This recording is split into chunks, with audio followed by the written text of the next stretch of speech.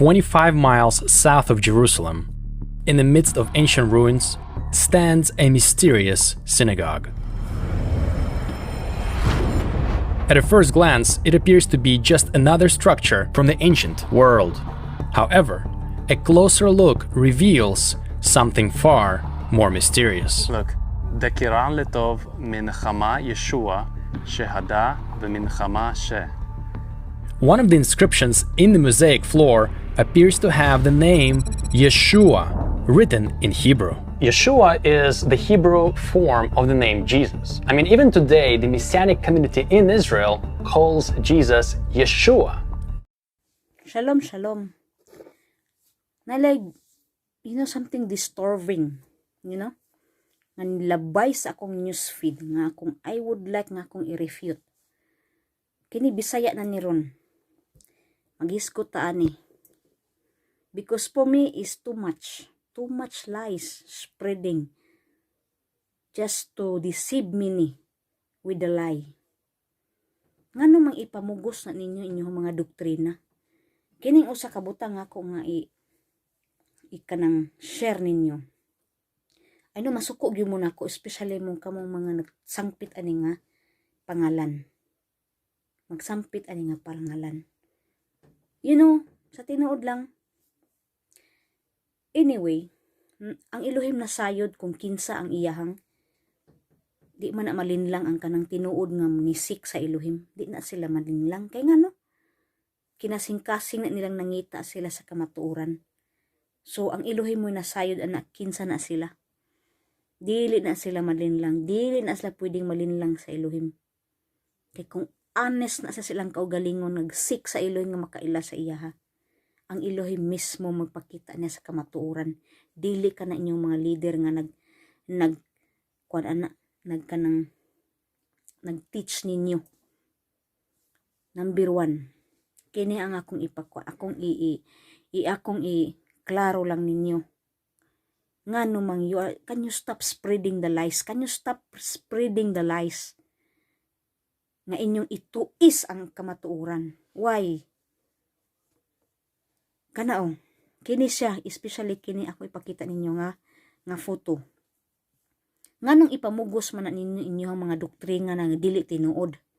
Nagjama-jama mamuan ang inyong kuan, kana inyong interpretation anang syuwa og ya.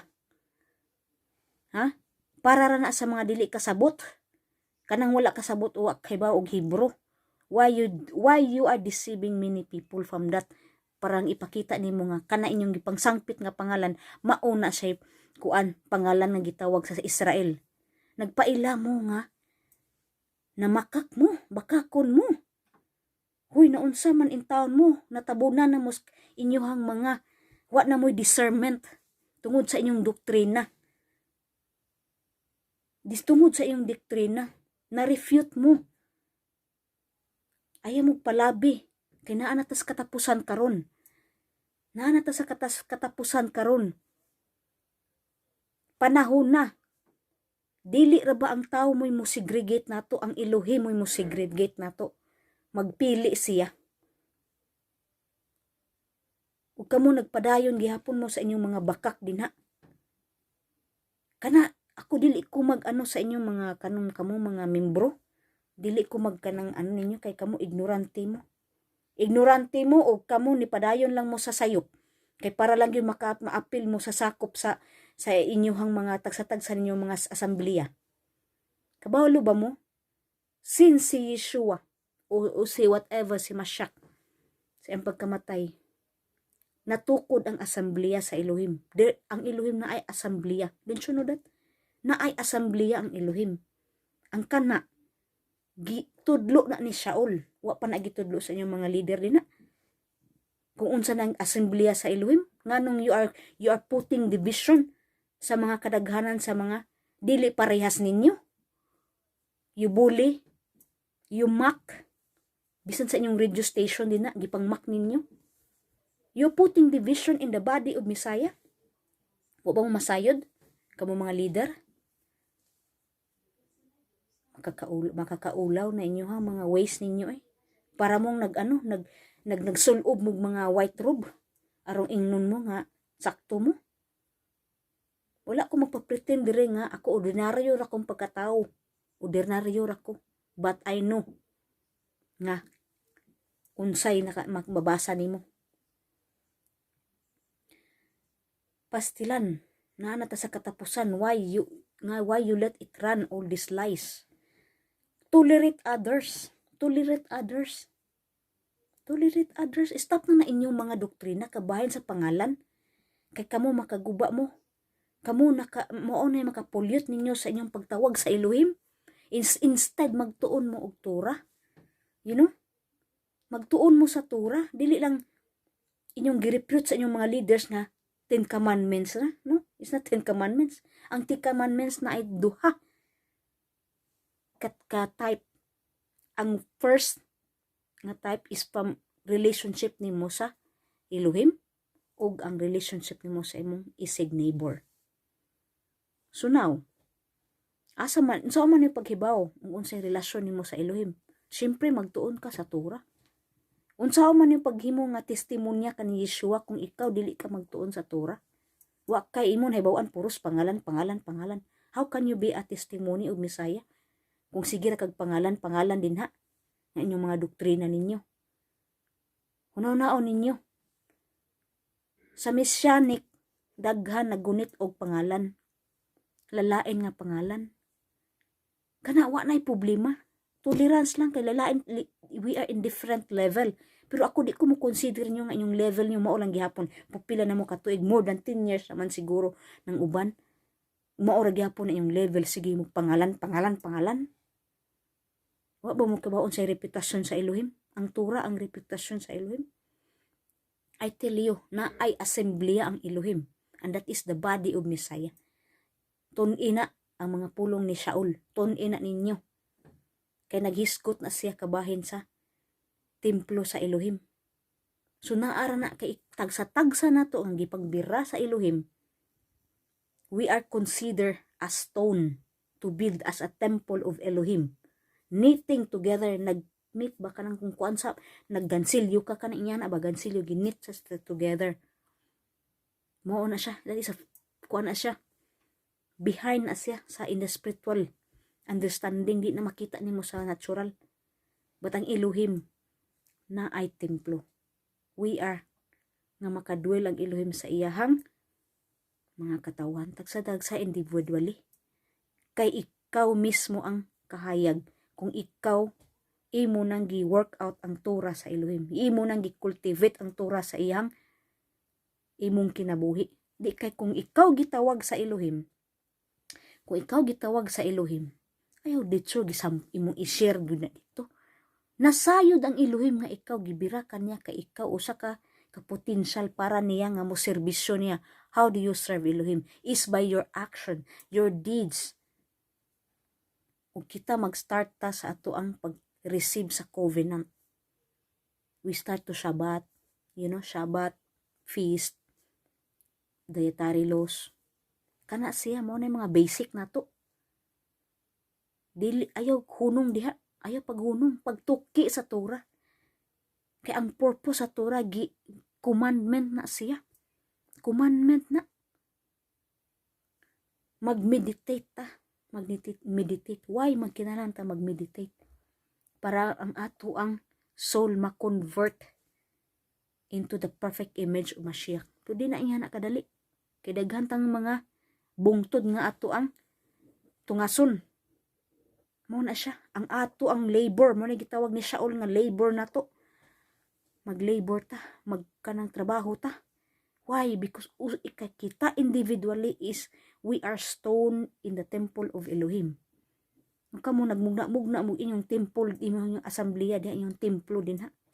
How can you be a contribution to the temple of Elohim ug naglahi ka naa ka sa gawas?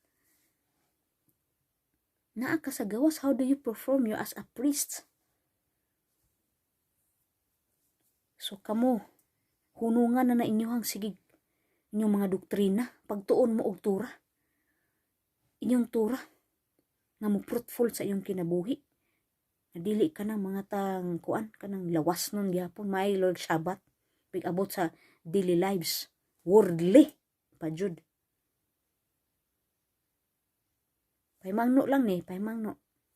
Tara ni sa tanan because I know my experience. Dili nimo kabugal-bugalan ang Elohim. Maghuwat pa babadi ay mo nga kamo. Kanon mo kanang latuson mo sa Elohim? Maghuwat pa mo? Sakit ang latos sa Elohim. Siguro ang kanya ako ang pagyaw-yaw karon. Kuani garbo lang siguro ni matarog ninyo. Garbo lang siguro ni ninyo matarog. Mga garbo, di bali, ipaubusan yung garbo. Paningkamot mo nga, kuan, ako encouragement ni nako para sa body ni Messiah. I'm not creating division. Mag-create ang division tungod sa inyong mga leader who teach nga walay tolerance sa uban. The house of Israel and Ephraim, they are many. So don't think nga ikaw mo sakto nga assembly. No.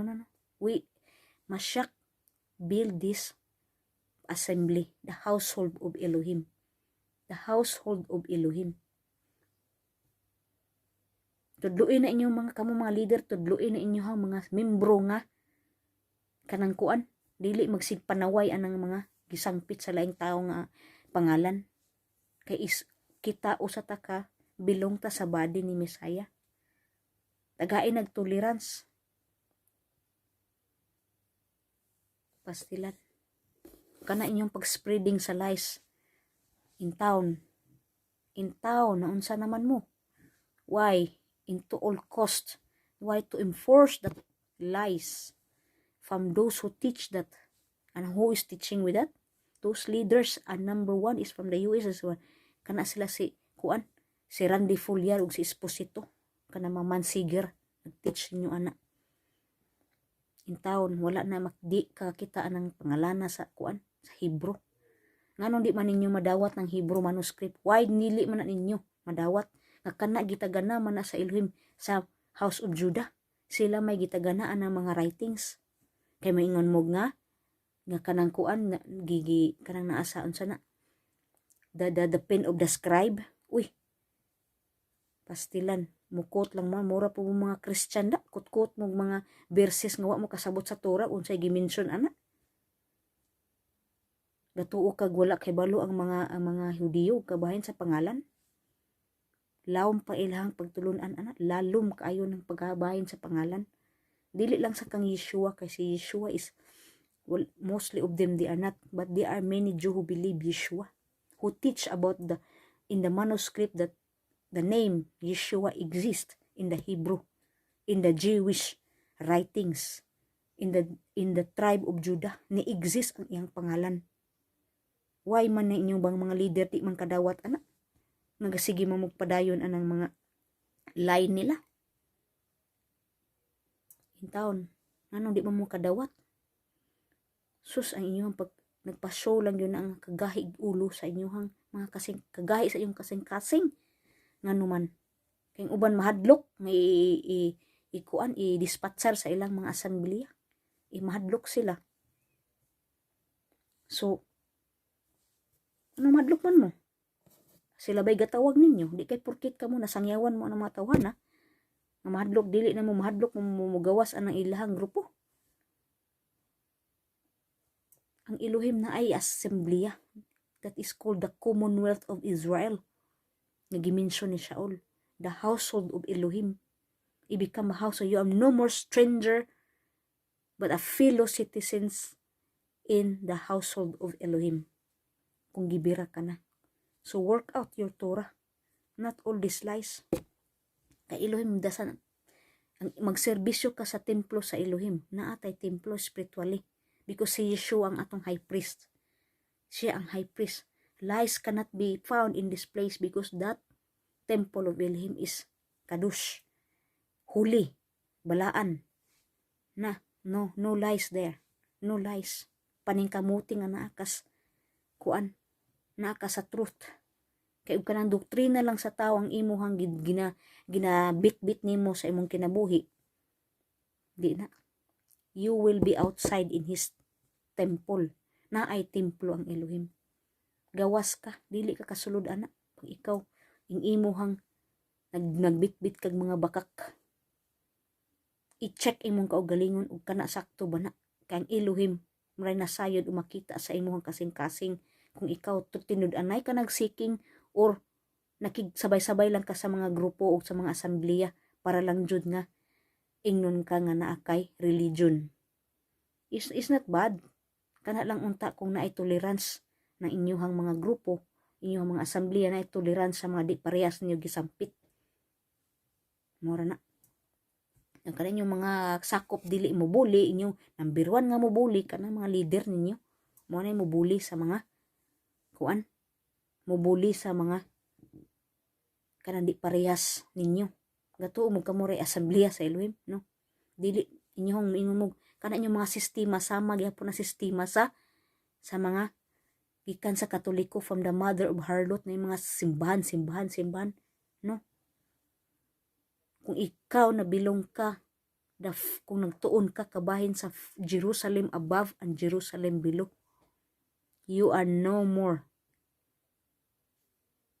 in the bondage, you are not in the bondwoman, but you are in a free woman. So don't tell me that you are free, you are not free. Maingon pa kag naamos kamatuoran, no?